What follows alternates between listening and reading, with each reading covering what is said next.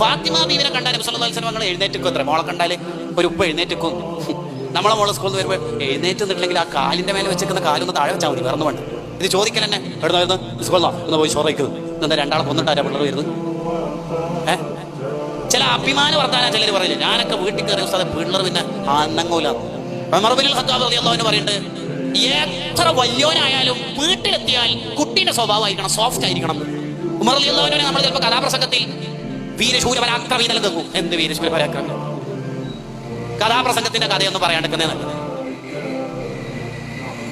ഉമർ ഇബ്നുൽ Khattab റളിയല്ലാഹു അൻഹു വീട്ടിൽ ഒരു ദിവസം ഇങ്ങനെ മലർന്ന് കിടക്കുക. അപ്പൊ കുട്ടികളൊക്കെ വന്നിട്ട് വയറിന്റെ മേലെ ഇരുന്ന് കളിക്കുക. ഒരു ഉദ്യോഗസ്ഥൻ ഉമർ റളിയല്ലാഹു അൻഹുവിനെ കാണാൻ വന്നു. കാണാൻ വന്ന ഉടനെ കാണുന്ന കാഴ്ച ഖലീഫയുടെ വയറിന്റെ മേലെ ഇരുന്നിട്ട് പിള്ളേർ കളിക്കുന്നുണ്ട്. പിള്ളേരോട് പറഞ്ഞു, ഇത് ഖലീഫ അല്ലേ, ഒരു ഗൗരവം വേണ്ടേ, മാറണോ?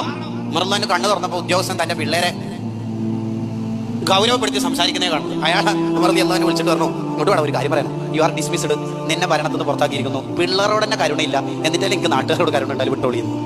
ഇതാ ഉമർ. സോഫ്റ്റ് ആണ്.